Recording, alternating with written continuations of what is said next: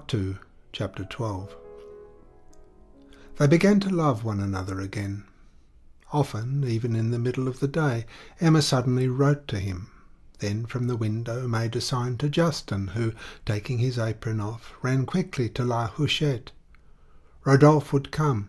She had sent for him to tell him that she was bored, that her husband was odious, her life frightful. "But what can I do?" he cried one day impatiently. "Ah, if you would—" She was sitting on the floor between his knees, her hair loose, her look lost. "Why, what?" said Rodolphe. She sighed. "We would go and live elsewhere, somewhere." "You're really mad," he said, laughing. "How could that be possible?" She returned to the subject. He pretended not to understand, and turned the conversation. What he did not understand was all this worry about so simple an affair as love. She had a motive, a reason, and, as it were, a pendant to her affection.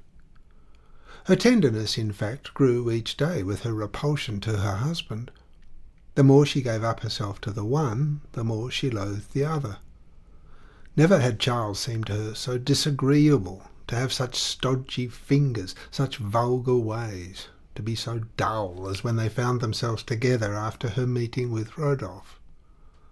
Then, while playing the spouse and virtue, she was burning at the thought of that head whose black hair fell in a curl over the sunburnt brow, of that form at once so strong and elegant, of that man, in a word, who had such experience in his reasoning, such passion in his desires.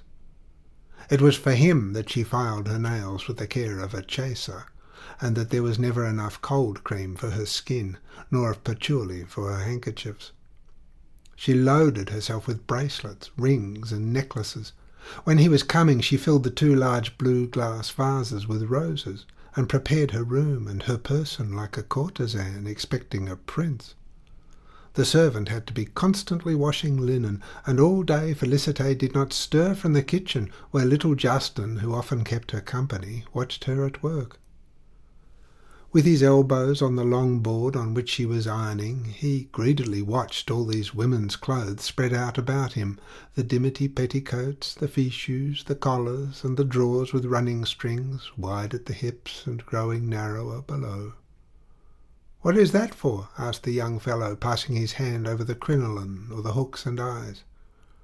"Why, haven't you ever seen anything?" Félicité answered, laughing, "as if your mistress, Madame Homais, didn't wear the same." "Oh, I dare say, Madame Homais," and he added, with a meditative air, "as if she were a lady like Madame." But Félicité grew impatient of seeing him hanging around her. She was 6 years older than he, and Théodore, Monsieur Guillaumin's servant, was beginning to pay court to her. "Let me alone," she said, moving her pot of starch. "You'd better be off and pound almonds. You're always dangling about women. Before you meddle with such things, bad boy, wait till you've got a beard to your chin." "Oh, don't be cross. I'll go and clean her boots." And he at once took down from the shelf Emma's boots, all coated with mud, the mud of the rendezvous, that crumbled into powder beneath his fingers, and that he watched as it gently rose in a ray of sunlight. "How afraid you are of spoiling them," said the servant, who wasn't so particular when she cleaned them herself, because as soon as the stuff of the boots was no longer fresh, Madame handed them over to her. Emma had a number in her cupboard that she squandered, one after the other, without Charles allowing himself the slightest observation. So also he disbursed 300 francs for a wooden leg that she thought proper to make a present of to Hippolyte. Its top was covered with cork, and it had spring joints, a complicated mechanism, covered over by black trousers ending in a patent leather boot. But Hippolyte, not daring to use such a handsome leg every day, begged Madame Bovary to get him another, more convenient one. The doctor, of course, had again to defray the expense of this purchase. So, little by little, the stable-man took up his work again. One saw him running about the village as before, and when Charles heard from afar the sharp noise of the wooden leg, he at once went in another direction. It was Monsieur Leroux, the shopkeeper, who had undertaken the order, This provided him with an excuse for visiting Emma. He chatted with her about the new goods from Paris, about 1,000 feminine trifles, made himself very obliging, and never asked for his money. Emma yielded to this lazy mode of satisfying all her caprices. Thus she wanted to have a very handsome riding whip that was at an umbrella maker's at Rouen to give to Rodolphe. The week after, Monsieur Leroux placed it on her table. But the next day he called on her with a bill for 275 francs, not counting the centime. Emma was much embarrassed. All the drawers of the writing table were empty. They owed over a fortnight's wages to Lestiboudois, 2 quarters to the servant, for any quantity of other things, and Bovary was impatiently expecting Monsieur Dozeret's account, which he was in the habit of paying every year about midsummer. She succeeded at first in putting off Leroux. At last he lost patience. He was being sued. His capital was out, and unless he got some in, he should be forced to take back all the goods she had received. "Oh, very well, take them," said Emma. "I was only joking," he replied. "The only thing I regret is the whip. My word, I'll ask Monsieur to return it to me." "No, no," she said. "Ah, I've got you," thought Leroux. And, certain of his discovery, he went out repeating to himself in an undertone and with his usual low whistle, "Good, we shall see, we shall see." She was thinking how to get out of this, when the servant, coming in, put on the mantelpiece a small roll of blue paper from Monsieur Dozeret's. Emma pounced upon and opened it. It contained 15 Napoleons. It was the account. She heard Charles on the stairs, threw the gold to the back of her drawer, and took out the key. 3 days after, Leroux reappeared. "I have an arrangement to suggest to you," he said. "If, instead of the sum agreed on, you would take—" "Here it is," she said, placing 14 Napoleons in his hand. The tradesman was dumbfounded. Then, to conceal his disappointment, he was profuse in apologies and proffers of service, all of which Emma declined. Then she remained a few moments, fingering in the pocket of her apron the 2 5-franc pieces that he had given her in change. She promised herself she would economize in order to pay back later on. "Pshaw," she thought, "he won't think about it again." Besides the riding whip with its silver-gilt handle, Rodolphe had received a seal with the motto "Amour nel corps." Furthermore, a scarf for a muffler, and finally a cigar-case exactly like the Viscount's that Charles had formerly picked up in the road and that Emma had kept. These presents, however, humiliated him. He refused several. She insisted, and he ended by obeying, thinking her tyrannical and over-exacting. Then she had strange ideas. "When midnight strikes," she said, "you must think of me." And if he confessed that he had not thought of her, there were floods of reproaches that always ended with the eternal question, "Do you love me?" "Why, of course I love you," he answered. "A great deal?" "Certainly." "You haven't loved any others?" "Did you think you'd got a virgin?" he exclaimed, laughing. Emma cried, and he tried to console her, adorning his protestations with puns. "Oh," she went on, "I love you. I love you so that I could not live without you. Do you see? There are times when I long to see you again, when I'm torn by all the anger of love. I ask myself, where is he? Perhaps he is talking to other women. They smile upon him. He approaches. Oh, no, no one else pleases you. There are some more beautiful, but I love you best. I know how to love best. I am your servant, your concubine. You are my king, my idol. You are good, you are beautiful, you are clever, you are strong." He had so often heard these things said that they did not strike him as original. Emma was like all his mistresses, and the charm of novelty, gradually falling away like a garment, laid bare the eternal monotony of passion that has always the same forms and the same language. He did not distinguish, this man of so much experience, the difference of sentiment beneath the sameness of expression. Because lips libertine and venal had murmured such words to him, he believed but little in the candour of hers. Exaggerated speeches hiding mediocre affections must be discounted, as if the fullness of the soul did not sometimes overflow in the emptiest metaphors, since no one can ever give the exact measure of his needs, nor of his conceptions, nor of his sorrows. And since human speech is like a cracked tin kettle on which we hammer out tunes to make bears dance when we long to move the stars. But with that superior critical judgment that belongs to him who, in no matter what circumstance, holds back, Rodolphe saw other delights to be got out of this love. He thought all modesty in the way. He treated her quite sans façon. He made of her something supple and corrupt. Hers was an idiotic sort of attachment, full of admiration for him, a voluptuousness for her, a beatitude that benumbed her. Her soul sank into this drunkenness, shrivelled up, drowned in it, like Clarence in his butt of Malmsey.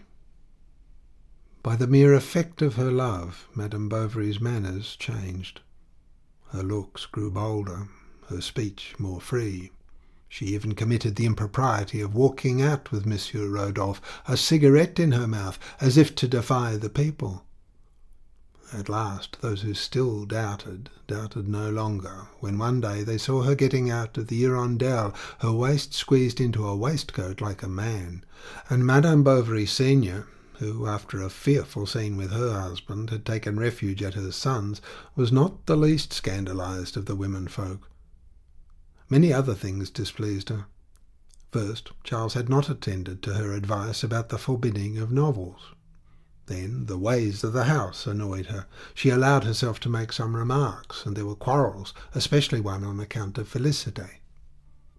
Madame Bovary senior, the evening before, passing along the passage, had surprised her in company of a man with a brown collar, about 40 years old, who at the sound of her step had quickly escaped through the kitchen. Then Emma began to laugh, but the good lady grew angry, declaring that unless morals were to be laughed at, one ought to look after those of one's servants. "Where were you brought up?" asked the daughter-in-law, with so impertinent a look that Madame Bovary asked her if she were not perhaps defending her own case. "Leave the room," said the young woman, springing up with a bound. "Emma! Mamma!" cried Charles, trying to reconcile them. But both had fled in their exasperation. Emma was stamping her feet as she repeated, "Oh, what manners! What a peasant!" He ran to his mother. She was beside herself. She stammered, "She is an insolent, giddy-headed thing, or perhaps worse." And she was for leaving at once if the other did not apologize. So Charles went back again to his wife and implored her to give way. He knelt to her. She ended by saying, "Very well, I'll go to her." And in fact she held out her hand to her mother-in-law with the dignity of a marchioness as she said, "Excuse me, madame." Then, having gone up again to her room, she threw herself flat on her bed and cried there like a child, her face buried in the pillow. She and Rodolphe had agreed that in the event of anything extraordinary occurring, she should fasten a small piece of white paper to the blind, so that if by chance he happened to be in Yonville, he could hurry to the lane behind the house. Emma made the signal. She had been waiting 3/4 of an hour when she suddenly caught sight of Rodolphe at the corner of the market. She felt tempted to open the window and call him, but he had already disappeared. She fell back in despair. Soon, however, it seemed to her that someone was walking on the pavement. It was he, no doubt. She went downstairs, crossed the yard. He was there, outside. She threw herself into his arms. "Do take care," he said. "Ah, if you knew," she replied. And she began telling him everything, hurriedly, disjointedly, exaggerating the facts, inventing many, and so prodigal of parentheses that he understood nothing of it. "Come, my poor angel, courage, be comforted, be patient." "But I have been patient. I have suffered for 4 years. A love like ours ought to show itself in the face of heaven. They torture me. I can bear it no longer. Save me." She clung to Rodolphe. Her eyes, full of tears, flashed like flames beneath a wave. Her breast heaved. He had never loved her so much, so that he lost his head and said, "What is it? What do you wish?" "Take me away," she cried. "Carry me off. Oh, I pray you." And she threw herself upon his mouth as if to seize there the unexpected consent if breathed forth in a kiss. "But," Rodolphe resumed, "what? Your little girl?"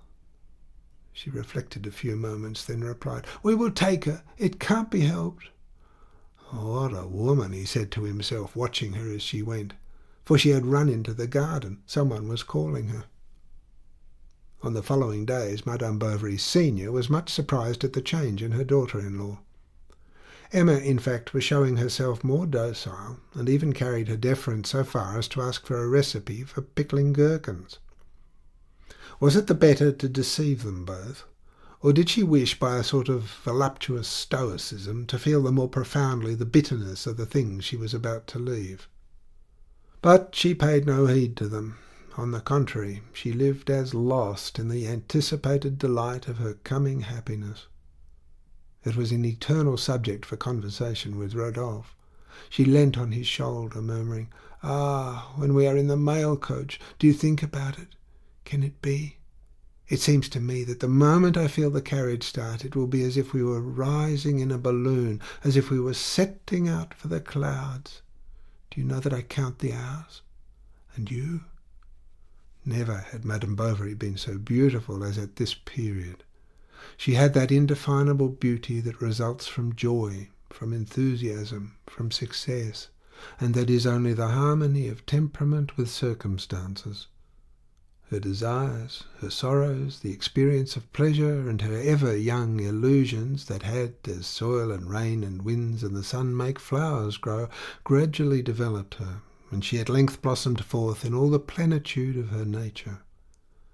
Her eyelids seemed chiselled expressly for her long, amorous looks, in which the pupil disappeared, while a strong inspiration expanded her delicate nostrils and raised the fleshy corners of her lips, shaded in the light by a little black down.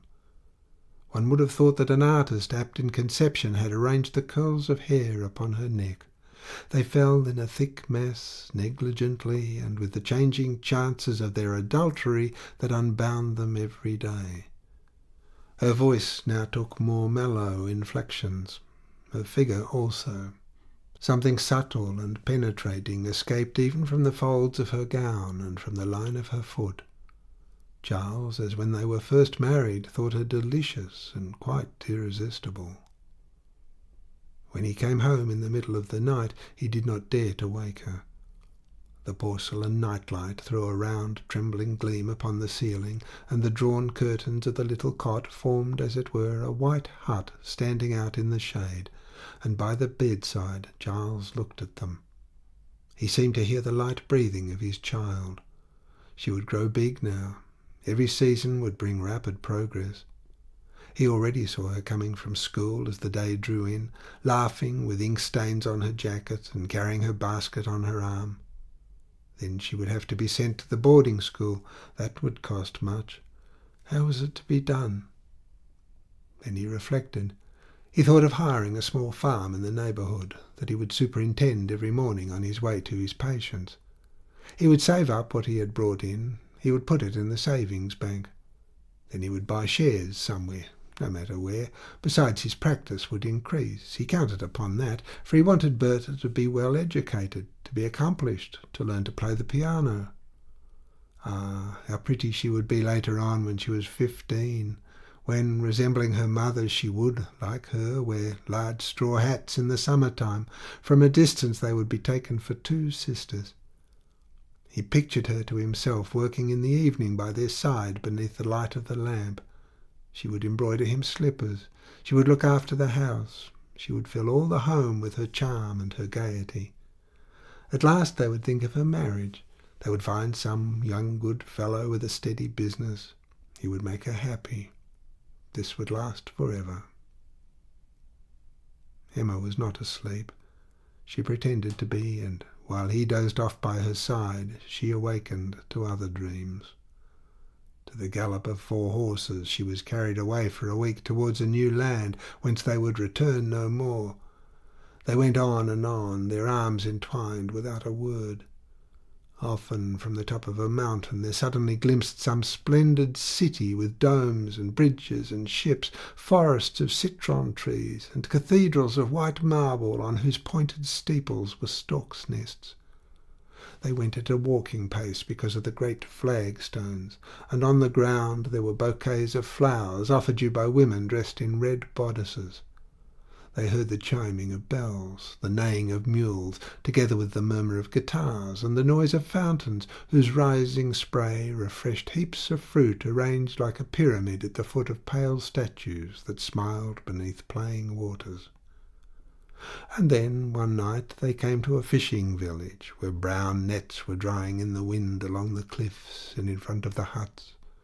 It was there that they would stay. They would live in a low, flat-roofed house shaded by a palm tree in the heart of a gulf by the sea.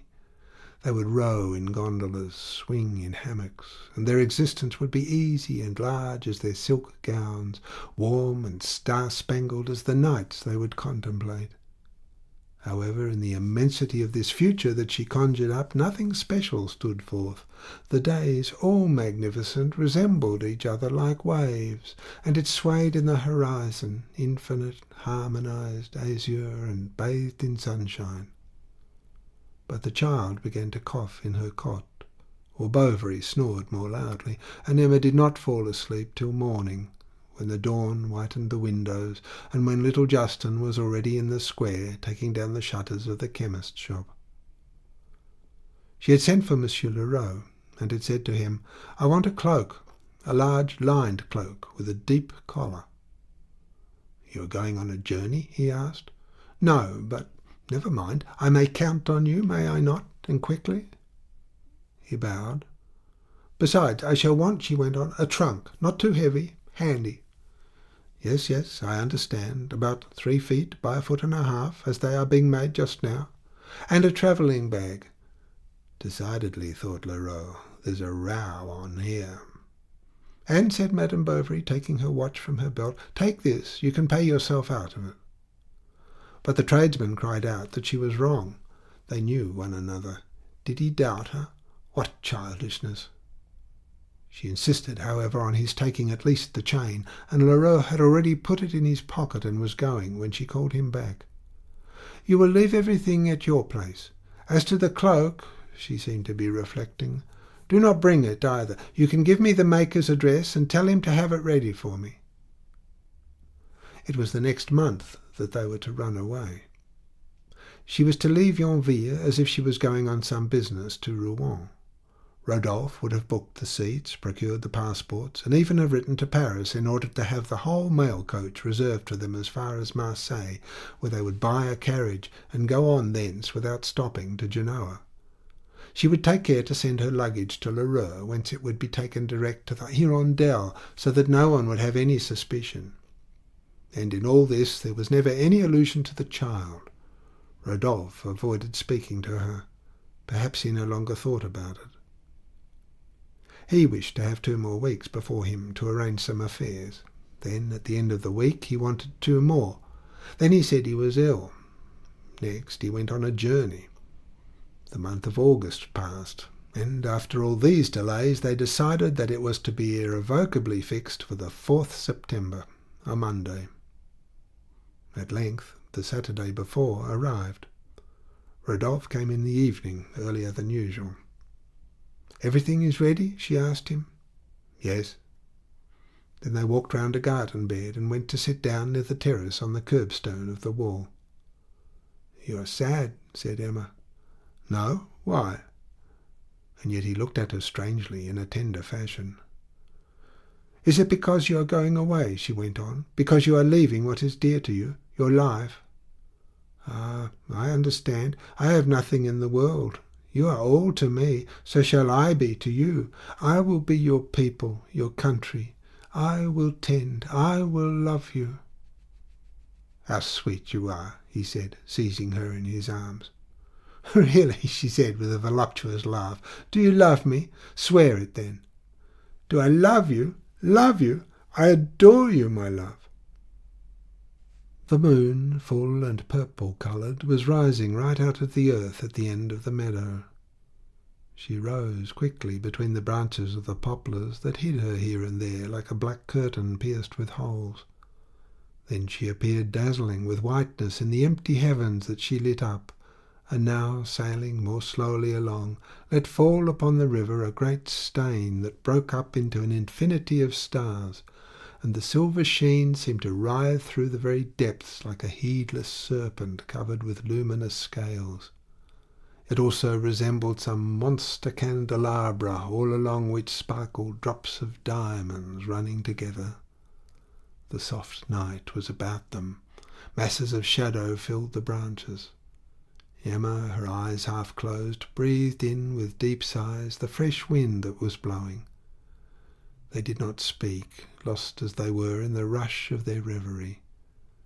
The tenderness of the old days came back to their hearts, full and silent as the flowing river, with the softness of the perfume of the syringes, and threw across their memories shadows more immense and more sombre than those of the still willows that lengthened out over the grass. Often some night animal, hedgehog or weasel, setting out on the hunt, disturbed the lovers, or sometimes they heard a ripe peach falling all alone from the espalier. "Ah, what a lovely night," said Rodolphe. "We shall have others," replied Emma, and as if speaking to herself. "Yes, it will be good to travel. And yet why should my heart be so heavy? Is it dread of the unknown? The effect of habits left, or rather... No, it is the excess of happiness. How weak I am I not? Forgive me." "There is still time," he cried. "Reflect. Perhaps you may repent." "Never!" she cried impetuously, and coming closer to him. "What ill could come to me? There is no desert, no precipice, no ocean I would not traverse with you. The longer we live together, the more it will be like an embrace, every day closer, more heart to heart. There will be nothing to trouble us, no cares, no obstacle. We shall be alone, all to ourselves, eternally. Oh, speak, answer me." At regular intervals he answered, "Yes, yes." She had passed her hands through his hair, and she repeated in a childlike voice, despite the big tears which were falling, "Rodolphe, Rodolphe, ah, Rodolphe, dear little Rodolphe." Midnight struck. "Midnight," said she. "Come, it is tomorrow, one day more." He rose to go, and as if the movement he made had been the signal for their flight, Emma said suddenly, assuming a gay air, "You have the passports?" "Yes." "You are forgetting nothing?" "No." "Are you sure?" "Certainly." "It is at the Hotel de Provence, is it not, that you will wait for me at midday?" He nodded. "Till tomorrow, then," said Emma in a last caress, and she watched him go. He did not turn round. She ran after him, and leaning over the water's edge between the bulrushes, "Tomorrow!" she cried. He was already on the other side of the river, and walking fast across the meadow. After a few moments Rodolphe stopped, and when he saw her with her white gown gradually fade away in the shade like a ghost, he was seized with such a beating of the heart that he leant against a tree lest he should fall. "What an imbecile I am," he said with a fearful oath. "No matter. She was a pretty mistress." And immediately Emma's beauty with all the pleasures of their love came back to him. For a moment he softened, then he rebelled against her. "For, after all," he exclaimed, gesticulating, "I can't exile myself, have a child on my hands." He was saying these things to give himself firmness. And besides, the worry, the expense. Ah, no, no, no, 1,000 times no. That would be too stupid. End of part 2, chapter 12.